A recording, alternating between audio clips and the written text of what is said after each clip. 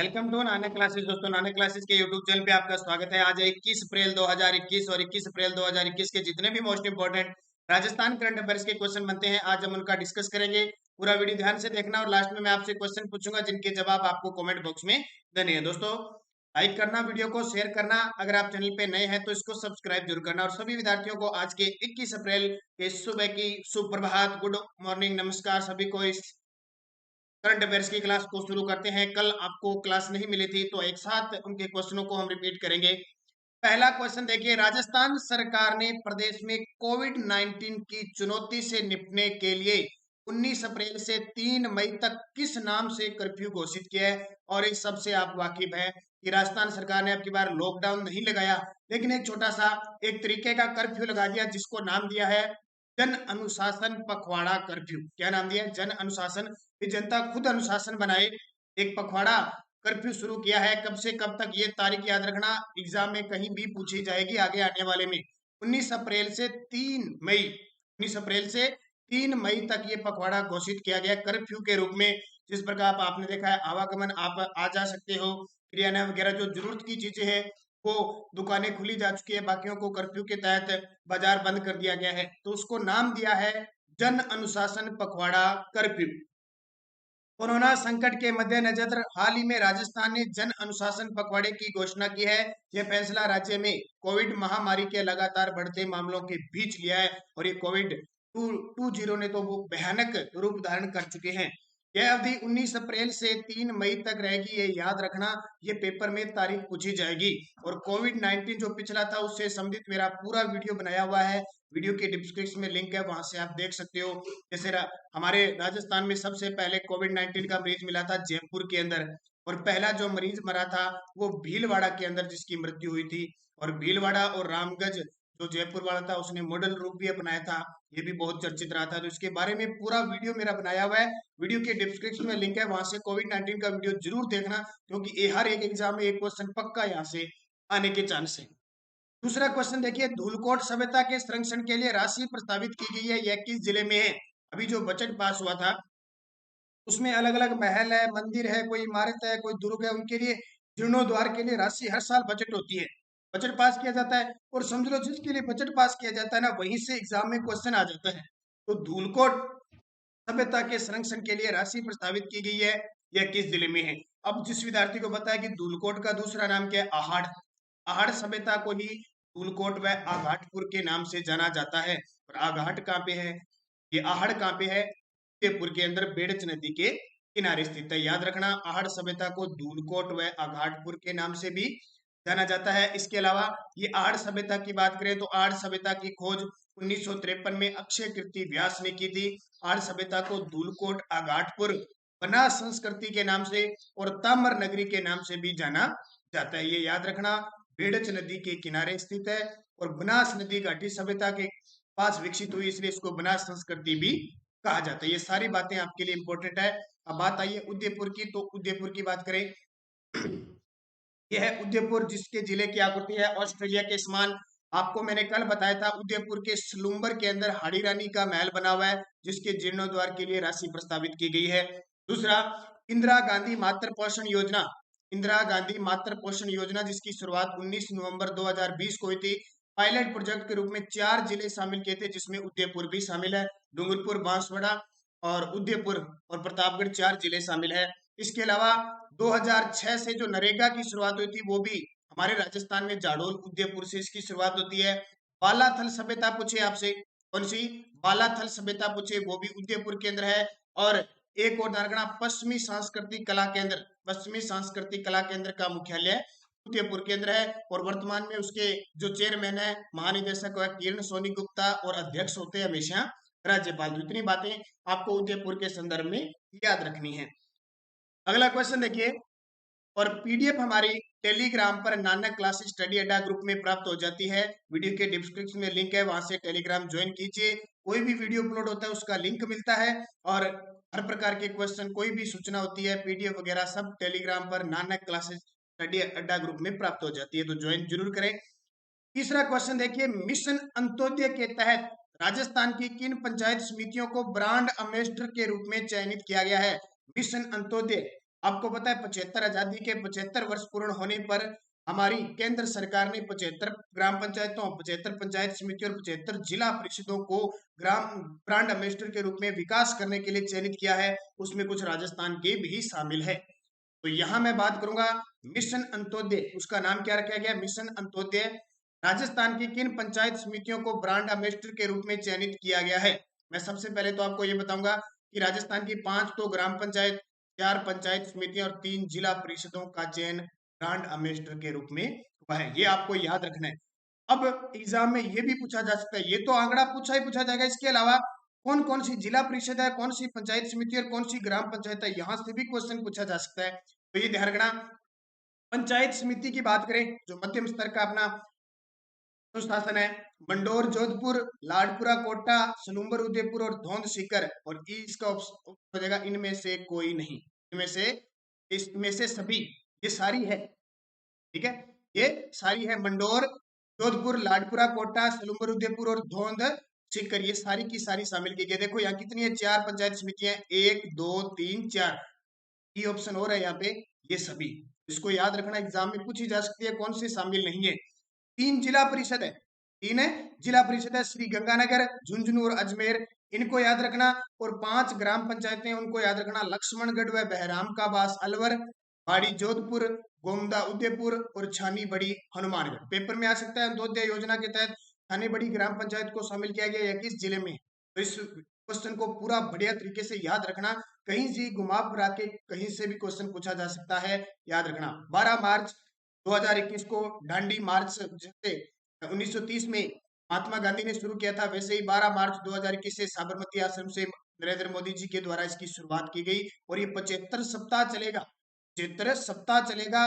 75 ग्राम पंचायत, 75 जिला परिषद और 75 पंचायत समितियों के तहत अलग अलग राज्यों की अलग अलग इन पंचायतों समितियों का गठन किया गया है और इनको विकसित किया जाएगा। तो इंपॉर्टेंट क्वेश्चन है आपके लिए। चौथा क्वेश्चन देखिए, 23वीं महिला सीनियर राष्ट्रीय कुश्ती चैंपियनशिप में राजस्थान की मोनिका ने कौन सा पदक जीता? 23वीं महिला राष्ट्रीय सीनियर राष्ट्रीय कुश्ती चैंपियनशिप में तो मोनिका ने जो पदक जीता वो कांस्य पदक जीता। इतना इंपॉर्टेंट नहीं है, लेकिन फिर भी ध्यान रखना, मोनिका का संबंध है कुश्ती से।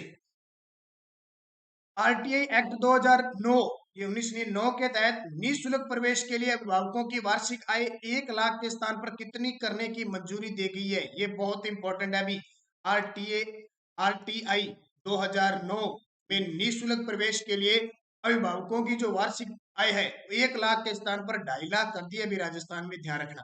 अब आपको पता होगा 86वां संविधान संशोधन 2002 के तहत क्या हुआ कि 6 से 14 वर्ष के बच्चों को निःशुल्क शिक्षा का अधिकार, और इसके अलावा निःशुल्क शिक्षा का अधिकार कैसे, तो निजी क्षेत्र के विद्यालयों में 25% सीटें फिक्स निःशुल्क रखने की एक शर्त रखी गई है। इसके अलावा हर एक अभिभावक का कर्तव्य होगा कि अपने बच्चे को स्कूल भेजा जाए, उसे पढ़ाया जाए, ये निश्चित होगा। निःशुल्क शिक्षा का अधिकार, अनिवार्य शिक्षा का अधिकार है 2009, और इसके तहत 1 अप्रैल 2010 से ये पूरे भारत में लागू है, और राजस्थान में 1 अप्रैल 2011 से, यानी 29 मार्च 2011 से राजस्थान निःशुल्क अधिकार अधिनियम शुरू हुआ था, यानी 1 अप्रैल 2011 से शुरू हो गया था।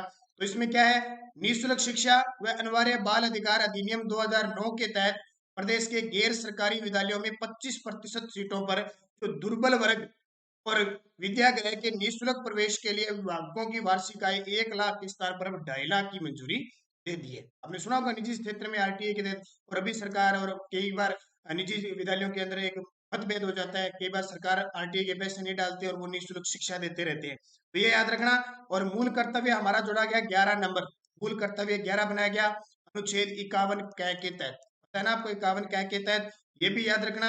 और अनुच्छेद 45 में भी संशोधन किया गया, ये सारी बातें आपके लिए इंपॉर्टेंट है। अनुच्छेद 21 क में स्पेशल लिखा हुआ है 6 से 14 वर्ष के बच्चों को अनिवार्य शिक्षा का अधिकार, ये अनुच्छेद भी कई बार एग्जाम में पूछे जाते हैं।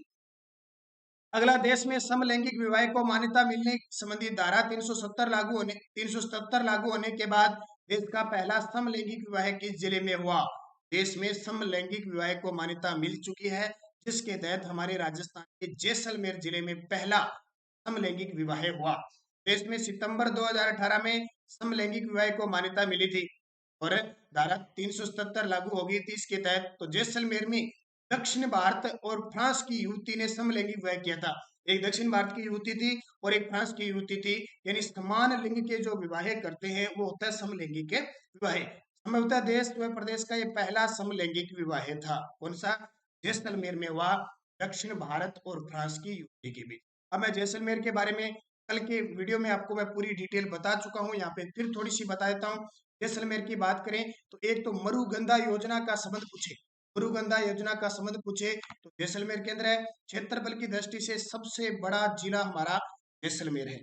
उसके अलावा जैसलमेर की बात करें तो यहाँ राजस्थान के आंतरिक प्रवाह की सबसे छोटी नदी है सूरदी नदी, या जिसको कांकने नदी भी, सूरदी नदी या कांकने नदी भी कहते हैं। सबसे छोटी माना जाता है कि इसकी सिर्फ जो लंबाई है वो 17 किलोमीटर लंबाई है। एक याद रखना, एक ओला सभ्यता और सोनू सभ्यता यहाँ पे विकसित हुई। इन चीजों के याद रखना इंपॉर्टेंट है, क्वेश्चन कई बार भी पूछा जाता है। यहाँ दुर्ग कौन सा है? सोनारगढ़ दुर्ग है, बहुत इंपॉर्टेंट दुर्ग है यहाँ पे सोनारगढ़ दुर्ग। मैंने दुर्गों के बारे में पूरा वीडियो आपको दे दिया, तो इसकी याद रखना। इसकी सीमा देख लो, बीकानेर से लगती है, जोधपुर से लगती है और बाड़मेर से लगती है। पाकिस्तान से 664 किलोमीटर रखता है, 464 किलोमीटर रखता है।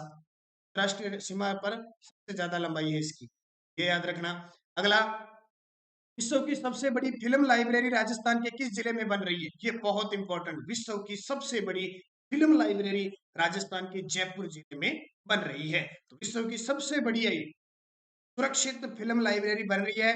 Jaipur international film festival trust 10 साल में 1 लाख से अधिक यहाँ पे फिल्में जुटाएगा।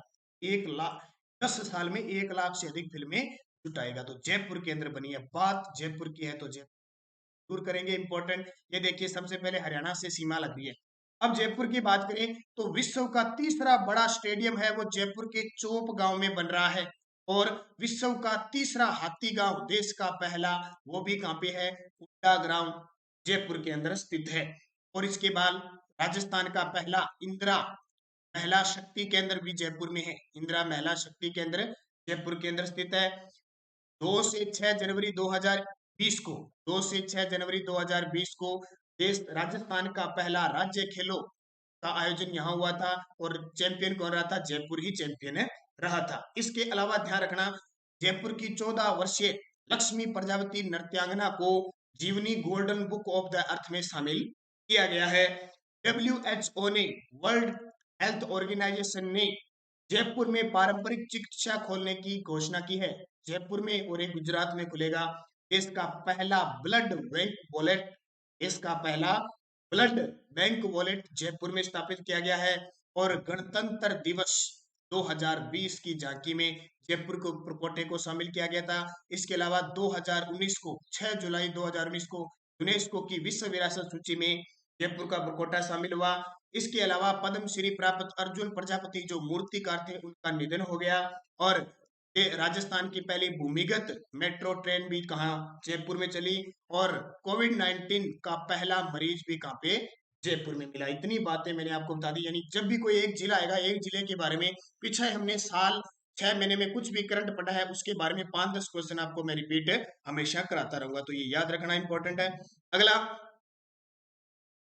वित्तीय वर्ष 2020-21 के दौरान बाड़मेर सांचौर बेसिन से कुल कितने खनिज तेल का उत्पादन हुआ? बहुत ही इंपॉर्टेंट है, जिसके टॉपिक इकोनॉमिक्स आएगा।